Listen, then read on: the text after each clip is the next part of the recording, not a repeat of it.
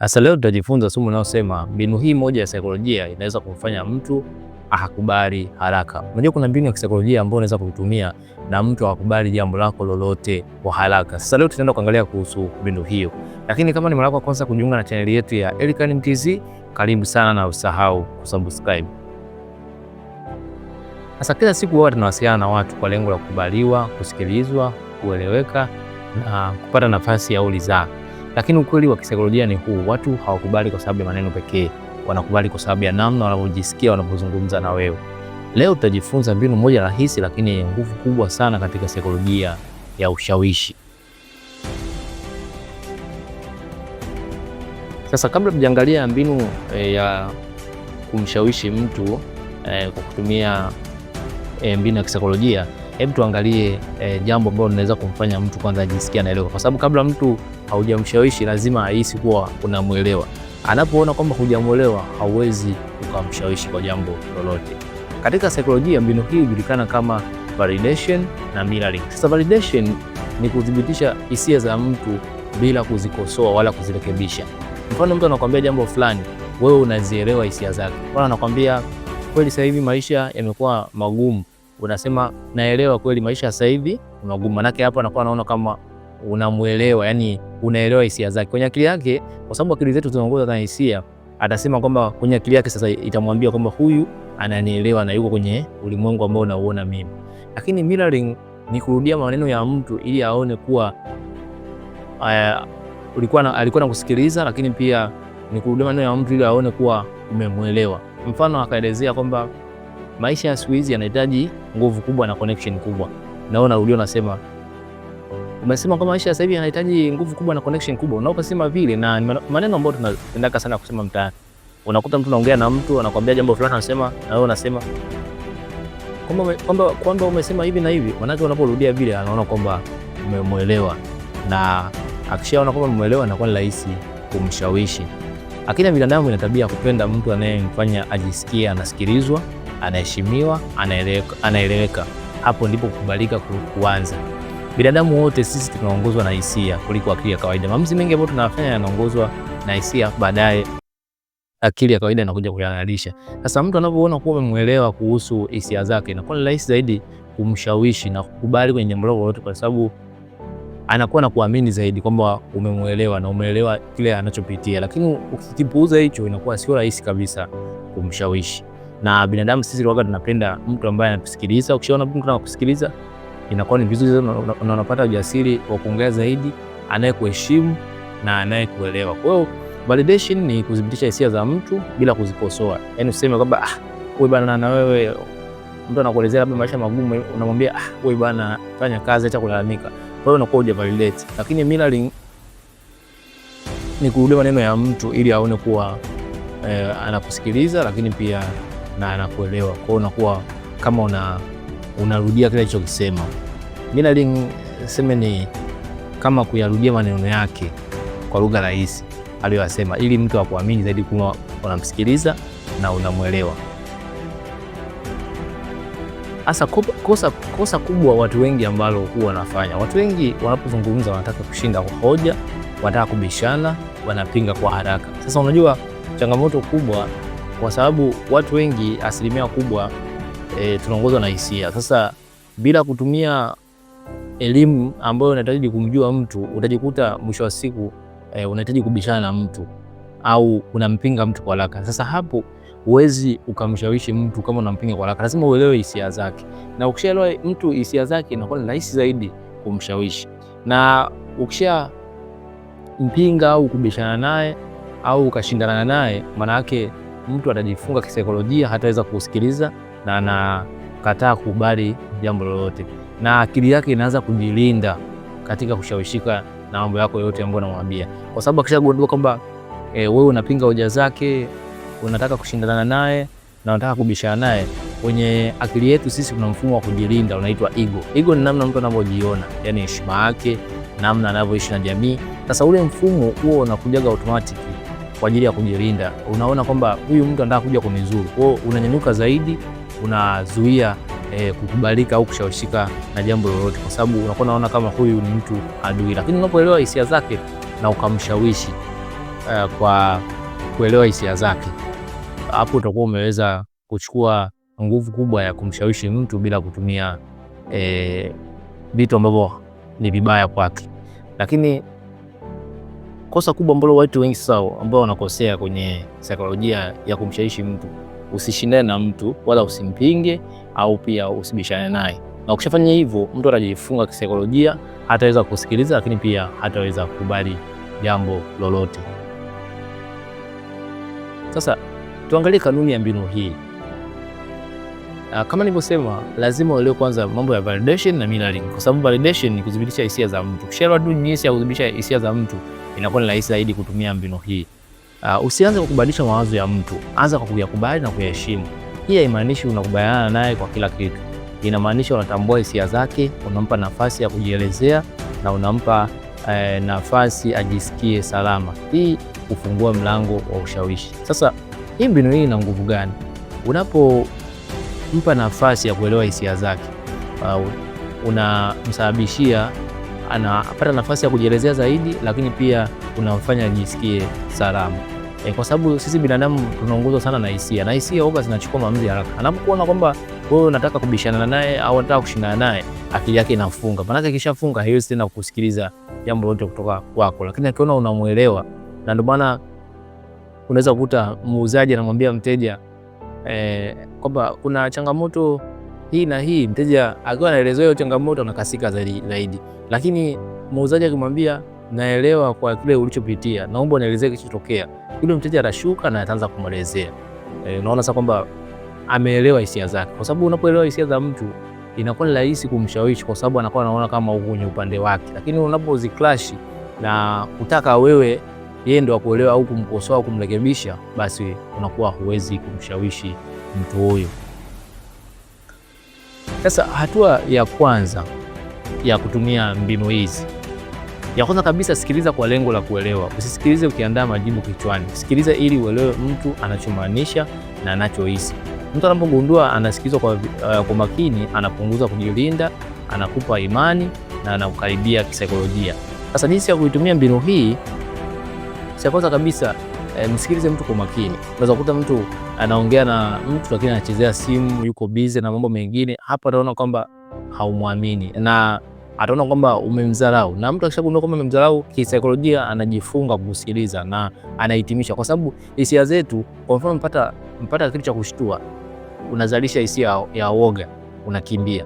Sasa hata kichwani akishaona kwamba huyu mtu anasikiliza, anazalisha tu hapo tayari hisia kwamba huyu amenidharau. Akishaka hiyo kichwani mwake, hawezi tena kusikiliza. Atakuwa ameweka kwenye akili yake kwamba huyu kashanidharau. Kwa hata kuja kutoa hoja ya msingi kwake, hawezi kusikiza. Ndio maana hata mzazi anapokuwa anamfokea mtoto hawezi kusikiliza ile mafunzo, kwa sababu tayari ameshajenga hisia ya woga.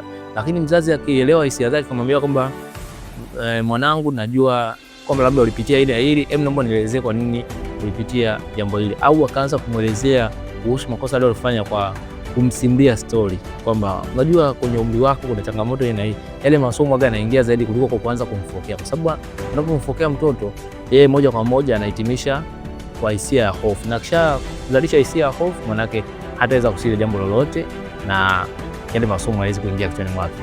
Kwa hiyo jambo la kwanza, sikiliza kwa makini kwa lengo la kuelewa. Na watu wengi hapa wana changamoto, huwa hasikilizi, yeye anakuwa tayari ameshaandaa jibu. Yaani unakuta anatamani hata umalize kuongea ili kujibu. Hiyo inakuwa sio nzuri. Na unapomsikiliza mtu, utajifunza namna gani ya kumjibu, sio kujiandaa tu moja kwa moja kwamba hata nijamaliza ushaanza kumjibu. Kwa hiyo hii mbinu, ili kuitumia vizuri, sikiliza kwanza na acha tu majibu yenyewe yanakuja mwenyewe, kwa sababu kadri unavyozidi kumsikiliza mtu ataongea mambo mengi zaidi. Na hii ni saikolojia. Unapokuwa unaongea na mtu ukakaa kimya, anapokuwa anaongea ataendelea kuongea zaidi kuliko ukiwa anaongea yeye afu unahitimisha tena kwa kutoa maneno mengine zaidi. Kwa hapo atajilinda na atashindwa kuongea vitu vya msingi zaidi. Kwa hiyo sikiliza kwa makini, usifanye jambo lolote, msikilize mtu, mpe tension kubwa ya kumsikiliza. Hapo atakuwa amefunguka kisaikolojia na utaweza kumshawishi. Sasa hatua ya pili, rudia ulichosikia kwa maneno yako. Baada ya mtu kuongea, sema ninachokuelewa ni kwamba, au inaonekana hili limekuwa likikuunganisha kwa muda au unachohisi kinaeleweka kwa hali ulionayo. Hii huonesha wazi kuwa unamsikiliza na kumwelewa. Sasa unapokuwa unamsikiliza kwa makini, unaweza kutumia sasa hizi saikolojia mbili ya validation na mirroring, kwamba unadhibitisha hisia zake. Unasema kwamba naelewa kwa hali unayopitia. Unakuta mtu anakuambia sasa hivi masomo ya chuo ni magumu, au sasa hivi mambo ya ndoa ni magumu, namwambia naelewa. Watu wengi wanasema mambo ya ndoa ni magumu. Kwa hiyo unakuta mtu anakuamini zaidi kwamba huyu kama anaelewa hisia zangu. Au unakuta mtu anasia anakuambia kazini kwangu naboeka, hata kwenye mahusiano, mbona unanifanyia hivi na hivi, namwambia naelewa, au ni kweli unachosema ni hivi na hivi na hivi, au inaonekana kweli jambo unaolipitia linaweza kufanya uwe katika hali hii. Kwa hiyo mtu anaona kumbe ananielewa, huyu anaona ninachopitia. Kwa hiyo inakuwa na nguvu zaidi ya kumshawishi. Lakini pia rudia kile alichokisema kwa maneno yako mwenyewe. Anaweza kusema kwamba sasa hivi ili kupata sehemu nzuri ya kazi lazima utafute kwa nguvu kubwa na connection. Unaweza kusema kwamba na wewe bwana, kwamba umemsema kwamba kupata kazi au kupata sehemu nzuri lazima una connection. Anaona kwamba unamsikiliza na unamuelewa. Jambo lolote unaweza kurudia kwa hivyo, na ni maneno ambayo tunasimanga hata mtaani. Unakuta mtu unasema kwamba umesema hivi na hivi, yani unarudia kile alichokisema. Inakuwa ni rahisi mtu kuona kwamba umemuelewa, kwamba anachokisema umemsikiliza. Kwa hiyo tumia maneno tofauti tofauti, kwamba ninachokuelewa ni kwamba, au inaonekana hili limekuwa likikuhangaisha kwa muda mrefu kulingana na hali unayopitia, au unachohisi kinaelewa kwa hali ulionayo. Unakuta mteja kaenda kulalamika sehemu, huduma zenu ni mbaya, sitakuja tena kununua hapa bidhaa yoyote. Lakini ukikuta mtu baya anaanza kumuelezea, anajitetea, anakasika zaidi. Lakini mtu akimwambia naelewa naelewa kwa hali ulionayo na kwa nini uko hivyo, naomba unielezee kipi kimekutokea, anakuwa na kuamini zaidi na anaweza kuelezea kwa undani zaidi na ukajua namna ya kumsaidia. Lakini pia hata kwenye saikolojia, kumuuzia mtu kitu, mtu akwambia bwana, nilishanunua kitu kama hichi, labda nilinunua simu kama hii nikaikuta labda mbovu au haifanya kazi vizuri, unamwambia naelewa kweli, changamoto ya hivyo waga inatokea kwenye simu hizi, basi wewe nikusaidie mimi na hivi. Kwa hiyo mwanzo unakuwa umeshaelewa hisia zake, afu baadaye unatoa wazo lako, hapo ataweza kusikiza. Lakini sio kwamba unamkataza, unamwambia hii simu bwana waga ni nzuri, hapo kisaikolojia anakuwa ameifunga akili yake na hawezi kukusikiza tena. Hatua ya tatu, dhibitisha hisia, sio lazima wazo. Sema kwa maneno kama ni kawaida kabisa kuhisi hivyo, hisia zako zinaeleweka, mtu yote angejisikia hivyo katika hali kama hii. Hapo ndipo ulinzi wa akili yake unaposhuka na anakuwa tayari kubali mazungumzo zaidi. Kwa hiyo hatua ya tatu, unadhibitisha hisia zake sasa, kwamba unaweza kusema ni kawaida kabisa kuhisi hivyo. Kama mtu amekwambia labda ana changamoto labda ya pesa, anambia ni kawaida kweli kuhisi hivyo kwa maisha ya sasa. Mtu anaona mbona ananielewa, au unamwambia hisia zako zinaeleweka. Labda mtu anakuambia nimekuwa na mahusiano lakini nimepitia mahusiano magumu, labda nimeachwa. Unamwambia kweli ni kawaida kuhisi hivyo kwa mtu ambaye ameachwa. Kwa hapo mtu anakuwa anakuona kama umeeleweka. Kwa hiyo cha kwanza kabisa, msikilize mtu kwa makini, lakini ukishamsikiliza mtu kwa makini, tumia mbinu ya kurudia alichosema, alafu dhibitisha hisia zake. Sio lazima udhibitishe wazo lake, kwa sababu unaweza kukuta mtu anasema kweli sasa hivi maisha ni magumu.